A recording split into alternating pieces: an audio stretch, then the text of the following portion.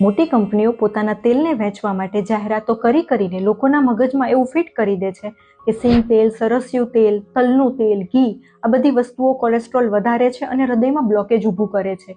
અને લોકો આ વાત માનીને રાઈસ બ્રાન, સનફ્લાવર, મકાઈનું તેલ એવા સત્વ વગરના તેલ ખાતા થઈ ગયા છે.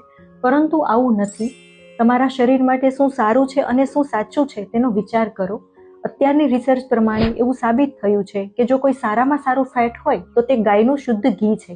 અને આ વાત આયુર્વેદ 5000 વર્ષ પહેલાથી કહી રહ્યું છે. હવે તેલની વાત કરીએ તો તેલ એ પ્રદેશોના આધારે બદલાતું હોય છે. અહીંયાના ગુજરાતના વાતાવરણ પ્રમાણે આપણા માટે સિંગ તેલ અને તલનું તેલ આ બે ઓપ્શન બેસ્ટ કહેવાય. મોટા ભાગે આપણે સિંગ તેલનો યુઝ કરતા હોઈએ છીએ.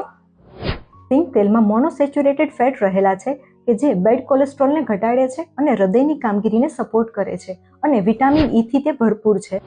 તેમાં રિઝવેરાટ્રોલ નામનું એક તત્વ રહેલું છે જે એન્ટી ઇન્ફ્લામેટરી અને એન્ટીઓક્સિડન્ટ છે અને હાઈ બીપીને કંટ્રોલમાં કરે છે. પરંતુ તેલ હંમેશા કચ્ચી ઘાણીનું અથવા તો કોલ્ડ પ્રેસ જ યુઝ કરવાનું છે, રિફાઇન્ડ ઓઇલ યુઝ કરવાનું નથી.